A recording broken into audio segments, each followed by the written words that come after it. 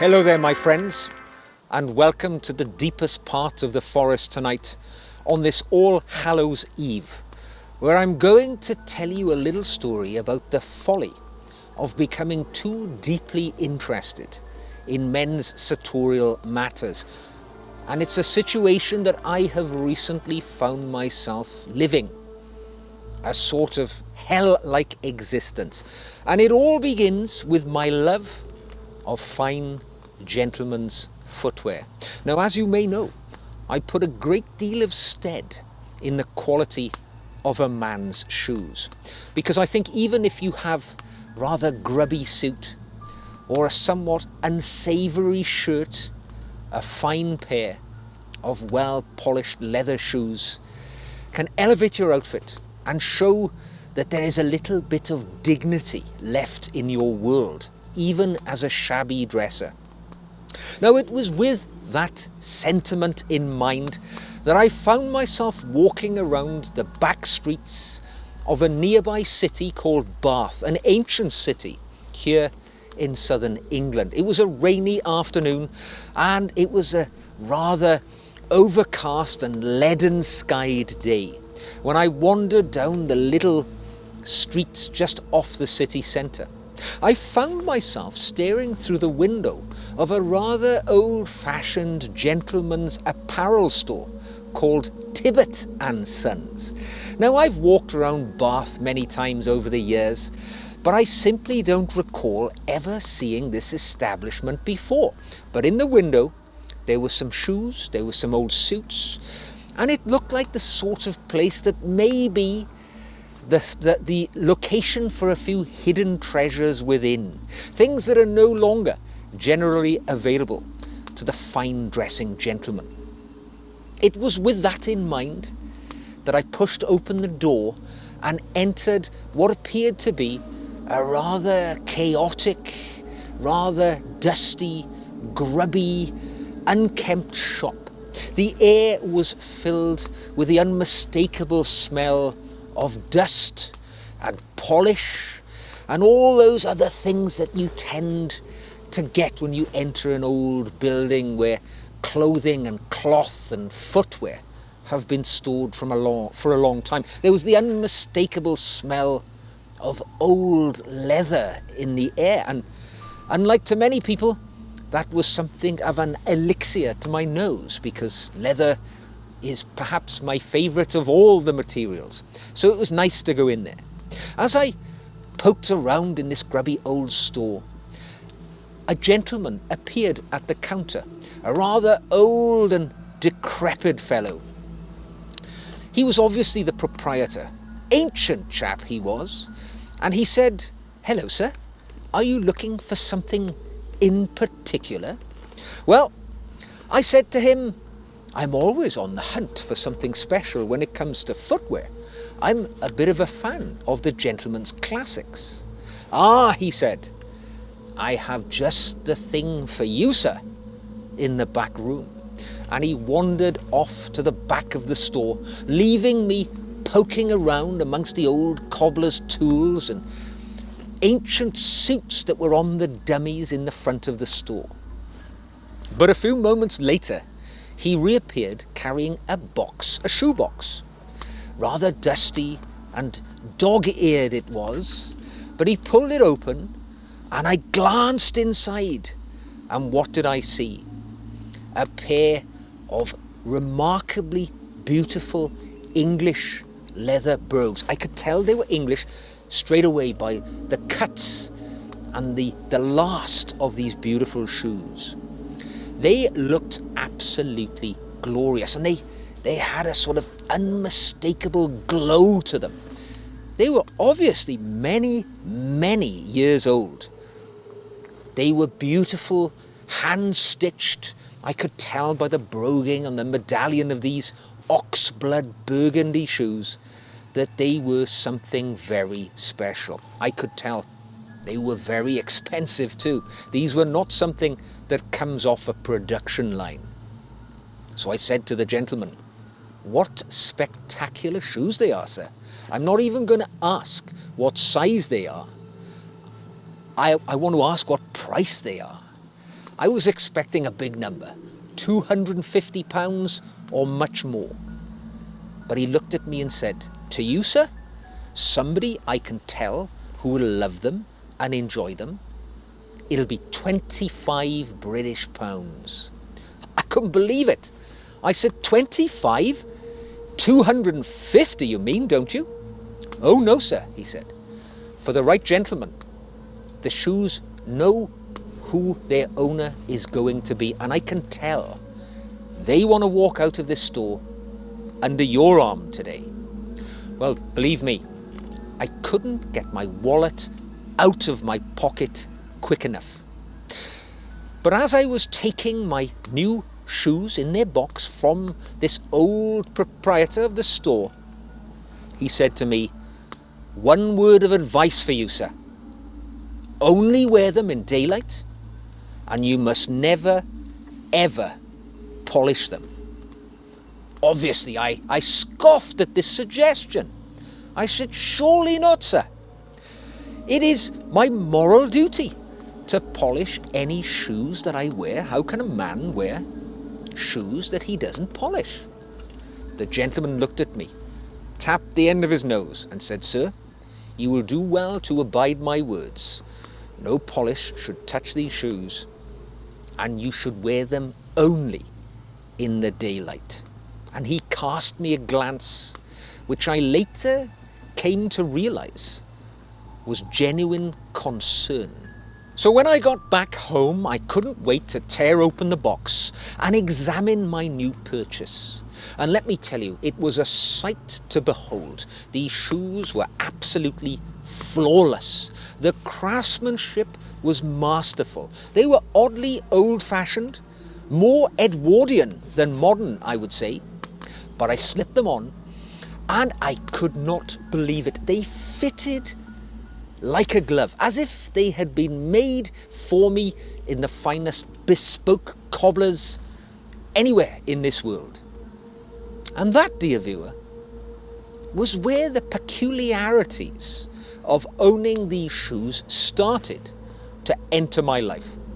The moment I tried on these shoes, I fancy that I stood just a little taller. I felt just a little more confident when I wore these shoes. And dare I say it, I felt a little more dashing than I had felt for a very long time. When I glanced in the full-length mirror in my dressing room, the difference was striking. I fancy I looked a little younger. My posture was more upright, more improved. And as I walked around the house wearing these shoes, my stride was lengthened. And for the first time in many long years, I felt and I looked as if I had a valet looking after me and had helped me in my dressing. The shoes gave me this sort of inner confidence. I wore them as I went about my daily business, going to give talks to people, meeting people for drinks and so on. And my associates and friends remarked on my splendid shoes. And many said, "Do you know what? You look different. You look 10 years younger." It was such a strange thing. I began wearing those wonderful oxblood brogues everywhere I could. Every opportunity I wanted to wear my beautiful, new, wonderful English leather brogues, which made me feel like a special person. I wore them to dinner. I wore them to the shops. I wore them at every fleeting opportunity. But one night when I was lying in my bed, I heard the strangest thing, a sort of faint tapping sound, the steady rhythm almost of footsteps echoing from the wardrobe where I kept all my shoes. At first, of course, I thought it was merely a trick of the ear, just the floorboards in my old house creaking as the cold winter evening and the temperatures from within made the wood stretch and contract. But the tapping always stopped when I opened the door of the wardrobe. It was such a strange anomaly. And then there was this strange thing.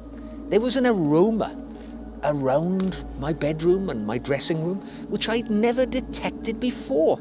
A kind of whiff of old tobacco and whiskey, which I thought was rather odd because on account of my dipsomania in an earlier phase of my life, I've sworn off whiskey some many years now. So I found it rather strange that I detected this fragrance around my house. But vanity is a strange old thing, and I decided to not put it down to a trick of the mind, a trick of the thoughts of the time of year, and I continued wearing my shoes unabated. I ignored the signs that now I look back and I realize were a sign of danger and foreboding for my future. About a week later, I was delighted to have been invited to a charity dinner. A rare opportunity to put on my black tie and go and join other diners for an evening out. It was a wonderful evening, and of course, even though the shoes were not the right thing to wear with my black tie, I decided to wear them anyway. I felt compelled to wear these fabulous, almost iridescently glowing, beautiful oxblood shoes. As indeed I did. But now I realize I made something of an error. I ignored the advice of the proprietor of the tailor's and cobbler's store, and I wore them out at night, after dark. That is where I made my mistake. I wore them as I enjoyed a few drinks, and I was standing at the bar, just sipping my glass of champagne, and suddenly I felt the strangest sensation. I felt my feet shifting under me, even though I was not in control of my feet. I tried to stand still to stop this sort of involuntary movement of my feet. But no, sure enough, it was almost as if my feet had their own idea of what I was going to do. Before I knew what was happening, my feet were carrying me across the dance floor right up to a table with a rather strikingly attractive young woman in a beautiful long red cocktail dress was seated enjoying her own drink. My mouth now also seemed to be under new management. I uttered the words, I heard myself saying them, even though my brain didn't compute. I said, "Good evening, my dear. You look positively radiant." Now, understand, under normal circumstances, I would never be so forward with a woman that I didn't know. Yet the words flowed from my mouth as if I'd rehearsed these phrases for years.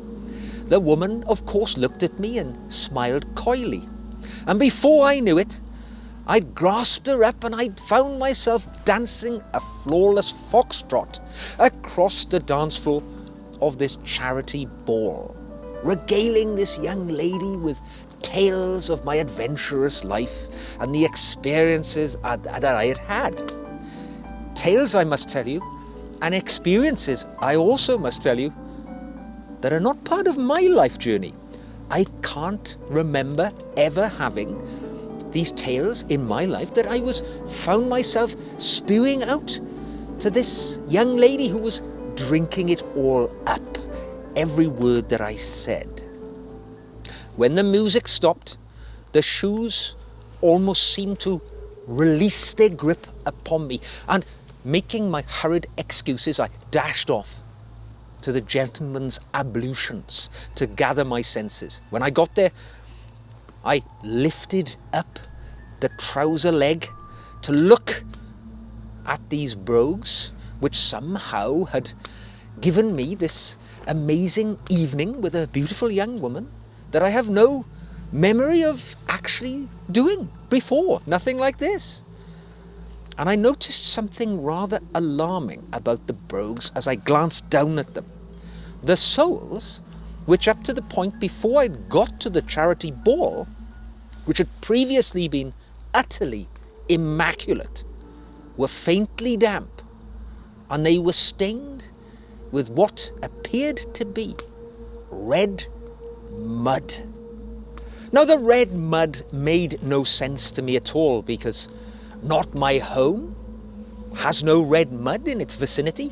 Bath, the city I'd bought the shoes from, there was no red mud there either.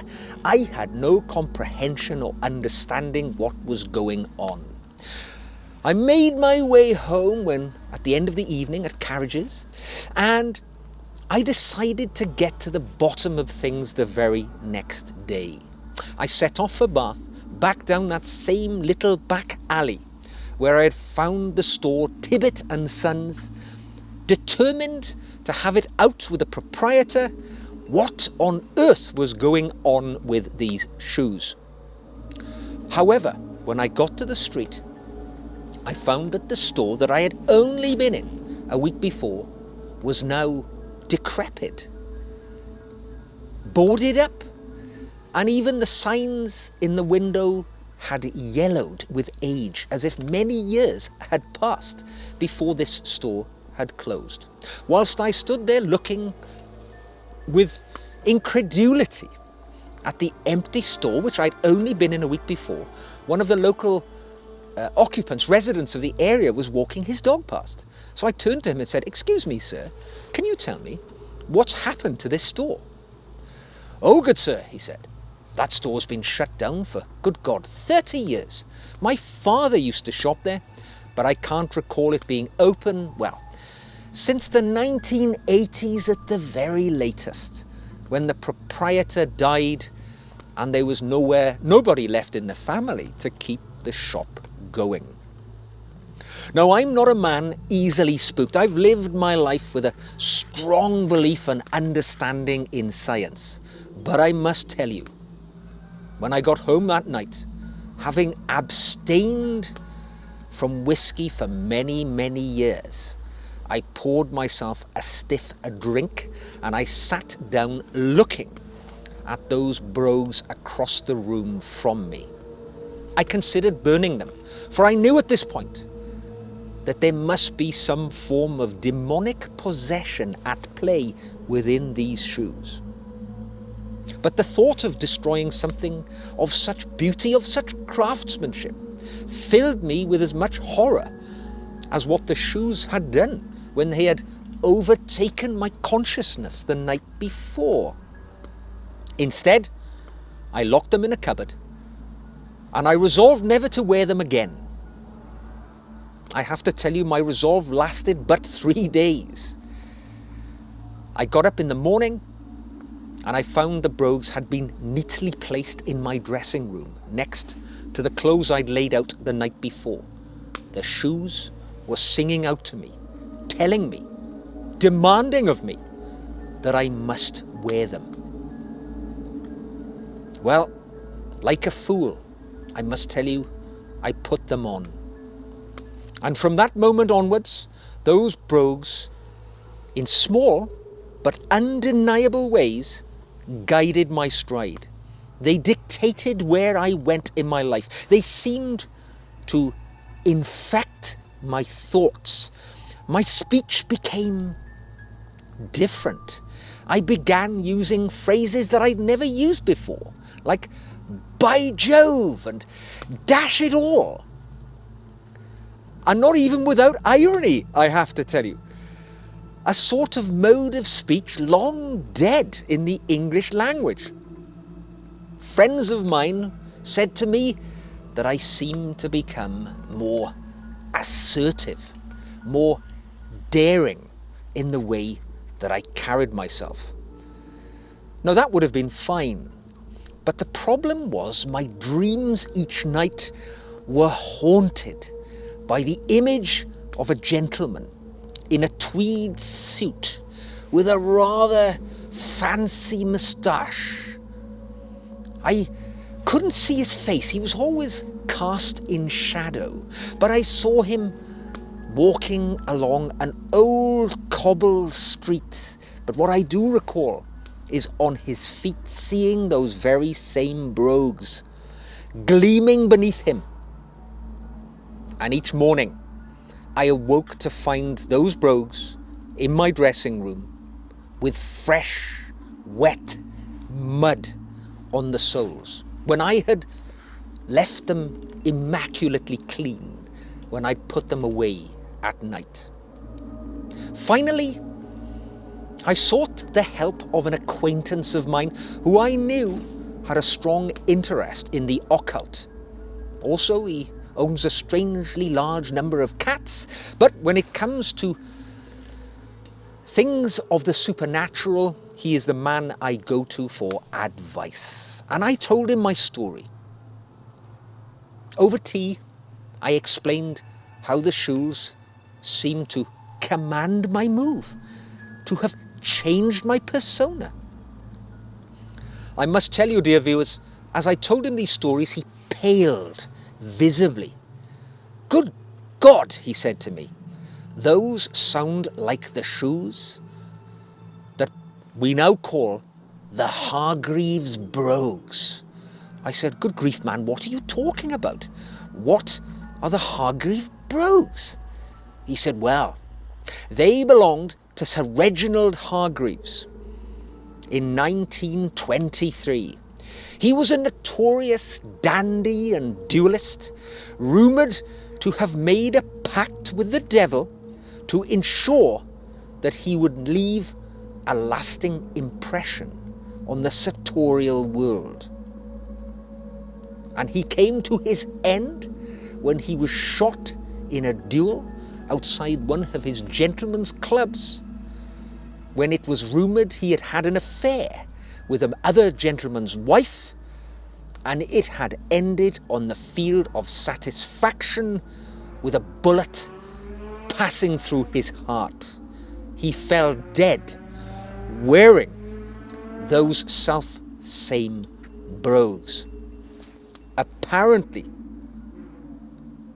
those brogues had been taken from his feet, and legend has it that they were possessed of demonic powers as a result of Sir Reginald Hargreaves undertaking this pact with the devil.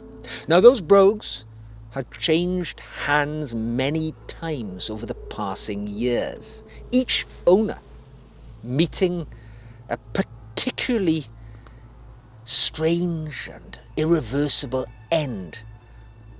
But the shoes had gone on, passing along. Now, needless to say, I resolved to rid myself of those damned cursed brogues at the earliest opportunity, once and for all. I took them to a charity shop and placed them in the bin outside where donations were to be put aside, and left for my home feeling rather lighter than air, as if a great anvil of weight had been lifted from my shoulders. However, later that selfsame evening, I'd not been home long. I'd barely had my dinner. I walked into my dressing room to disrobe for the evening. I looked down, and those damned brogues were there, situated on my rug with that same red mud, fresh mud, visible on the sole. I must confess, my dear viewers, that was the last straw for me. My poor heart could take no more. I took those brogues and I placed them in a box. I taped them up and I sent them to a well-known YouTube-style influencer that I'm sure you're all aware of, who is in the habit of wearing trainers with his suits. And I thought to myself, there you go, dear sir. Now you will find out what true sartorial demonic possession really is. For me, I've been so delighted to return to my trusty Tricker's brogues, whilst They are not as stylish and grandiose as my Hargreaves brogues. They certainly don't take control of me and find me whisking young ladies across the dance floor in charity balls. They are a little boring, but my life is a little more stable, solid, and dependable now. But I must tell you, occasionally, at night, I still detect the slight sound of tapping coming from my wardrobe, and I still detect the strange whiff of tobacco and whiskey in my bedroom. But who knows? Perhaps those brogues haunt me still from afar. Gentlemen, I hope you have enjoyed my story of the cursed brogues. Be careful this All Hallows Eve. What you buy in a strange store down a back street, which appears to be a bargain at the time, may be far more than you actually bargained for. Good night and take care.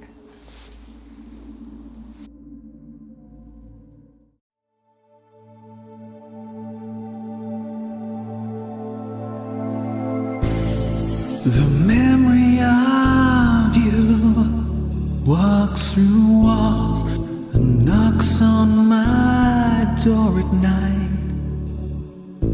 You're the voice in the dark, the shadow I see when I turn out my light.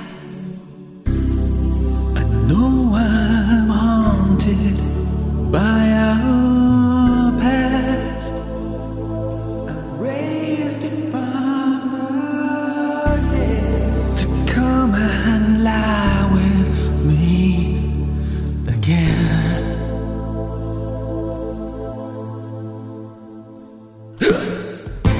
I've been waiting in the dark for love's ghost to come to me. My incantations, the sacrifices I've made, why won't you appear? The clock is striking the midnight hour. Why can't you possess me again?